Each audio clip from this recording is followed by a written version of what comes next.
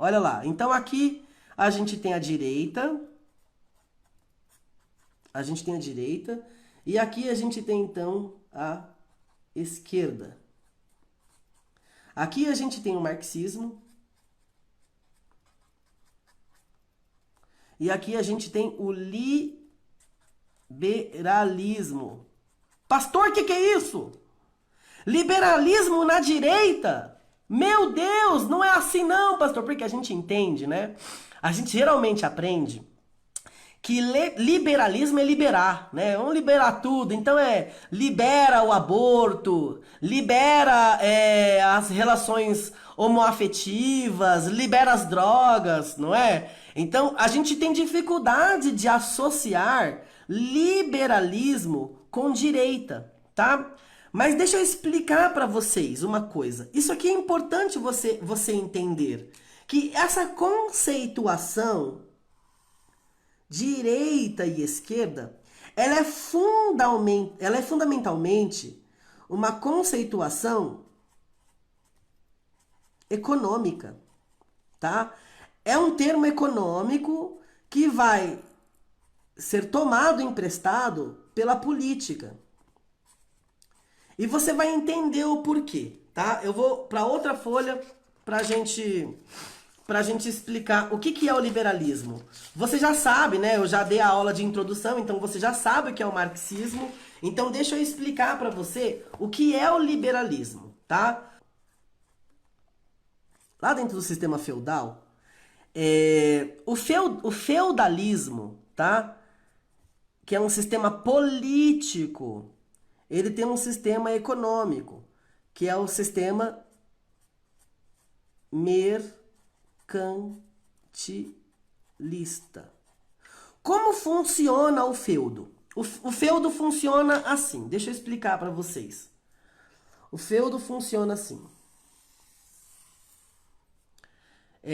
Aqui vai ter o Estado, né?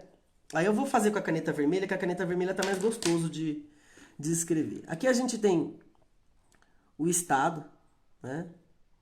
E, gente, meus desenhos são maravilhosos, tá? Então vocês já vão se acostumando aí, tá? Isso aqui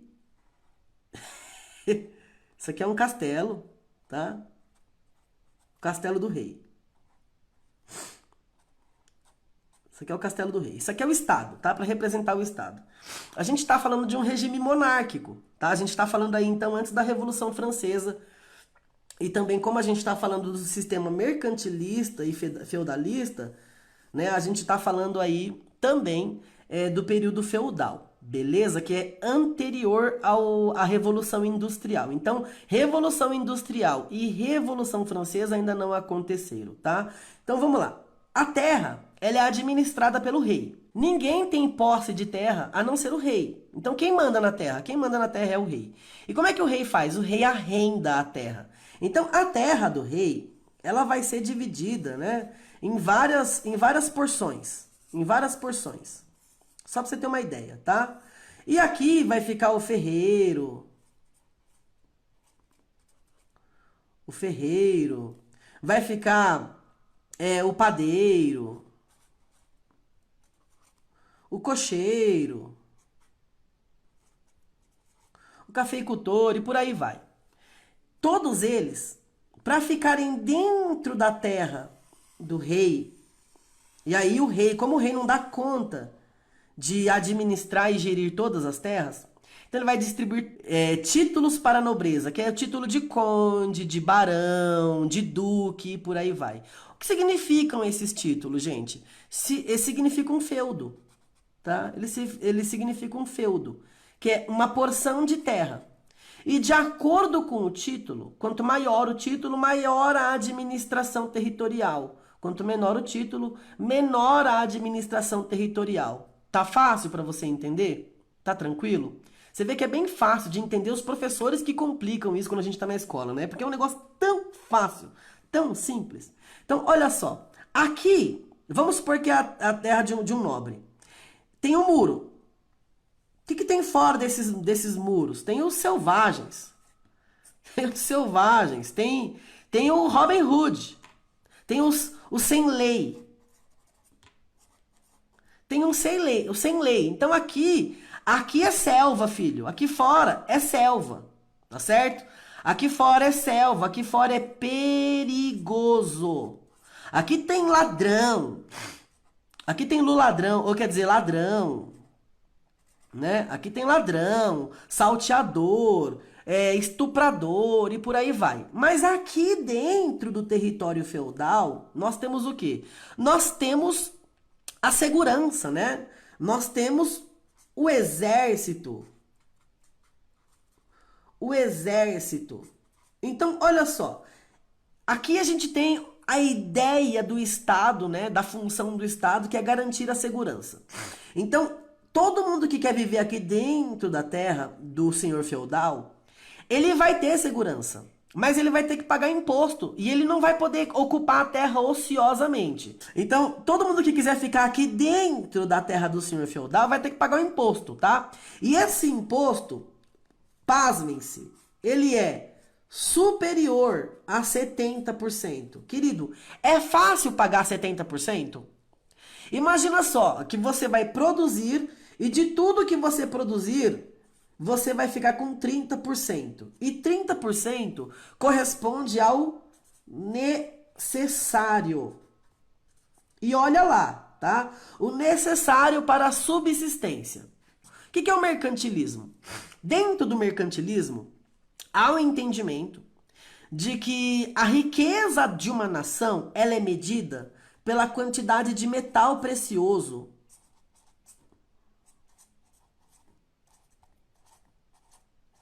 acumulado. Metal precioso acumulado. Então, o ouro, a prata e o bronze vão determinar a riqueza de um feudo ou, sobretudo, de uma nação, tá bom? Então, quanto mais eu tiver acumulado riquezas em ouro, prata e bronze, melhor para a nação. Então, o Estado, ele vai ter uma política de controle econômico onde ele vai enrijecer a importação,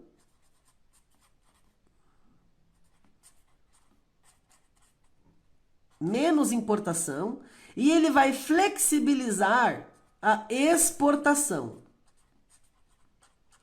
Então, o que é interessante para o Estado? Vamos falar a França. O que é importante para a França aqui? Vamos supor que esse feudo aqui é a França. O que é importante para a França? É importante para a França acumular metal precioso. E como que ele acumula metal precioso? Ele vai produzir, dentro do seu território, uma demanda de mercadorias, tá? Essenciais, ou mais do que essenciais, se for possível, para suprir a necessidade das nações vizinhas. Então, vamos supor que a França venda para a Prússia, antiga Alemanha, né? Venda para a Inglaterra, venda café, venda trigo, enfim, venda perfumes, né? Iguarias. Ele vai ter que produzir mercadorias para vender para fora. Para quê? O objetivo é pegar metal deles e colocar para dentro da nossa nação. Mas eu não posso importar, porque importar significa eu comprar deles. E comprando deles, o que é mais valioso, a mercadoria ou o metal?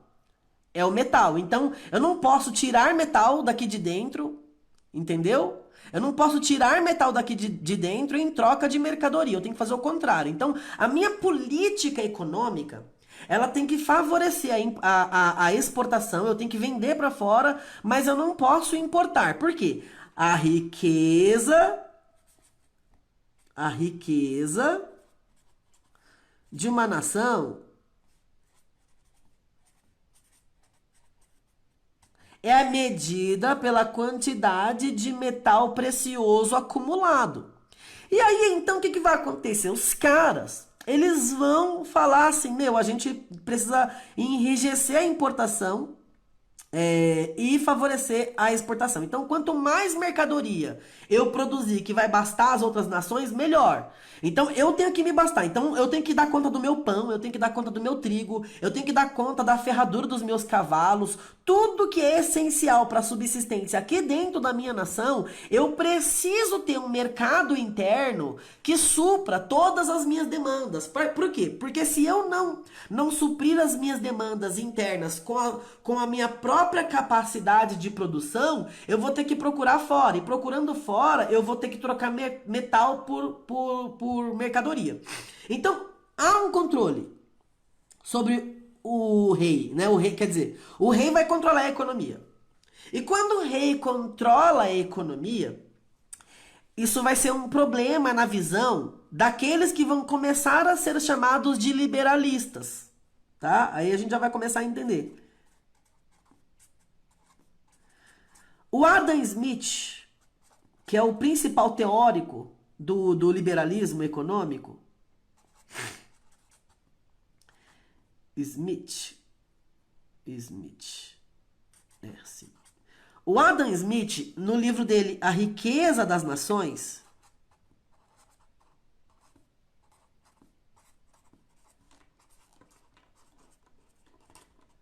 o que ele vai pregar? O Adam Smith vai falar assim, olha, que para que haja riqueza de verdade, tem que liberar a economia. O Estado, ele não pode mais controlar a economia. Então, ele vai falar menos, ele vai pregar, né, menos controle econômico por parte do Estado. E mais, ele vai falar que a competência do Estado é a segurança. Que o Estado, ele não deve controlar a economia. Porque quando o Estado não controla a economia e ele permite o livre... Gente, eu tô fazendo uma análise bem básica para você entender o que é liberalismo, tá bom? Eu não vou falar aqui do Thomas Paine, não vou falar aqui do Edmund Burke, eu não vou falar sobre outros teóricos, né, desse universo aqui, mas você vai sair daqui entendendo tudo isso. Beleza? Fechou? Então, olha só. Ele vai falar assim, o Adam Smith. Ele vai falar que o que vai trazer riqueza para a nação não é o acúmulo de metal precioso. E isso aqui vai ser de fato derrubado depois do advento do capitalismo, né, que é posterior à Revolução Industrial. Ele vai falar o que vai trazer riqueza para a nação é o livre comércio. Porque o livre comércio, ele vai fazer com que a população ele viva de uma forma mais justa, vai trazer mais igualdade e vai trazer mais riquezas. Por quê? Porque se o povo tiver a possibilidade de diminuir os impostos e ele produzir de uma forma que ele comece a ganhar dinheiro, o interesse humano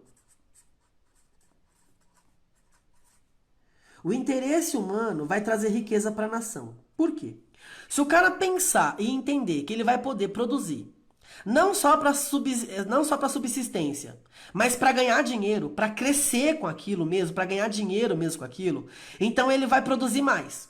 E se ele produzir mais, entendendo que tudo que ele produzir não vai ficar na mão do Estado, isso vai gerar nele mais interesse. Entendeu por quê? Porque ele vai pegar a tese lá, vai mudar um pouco a tese do Aristóteles, né, sobre que todo mundo vive em busca de um bem, e ele vai falar que todo homem ele se move em busca de um bem, só que não é um bem subjetivo, virtuoso, como era no caso do Aristóteles, mas é em busca de um bem material mesmo.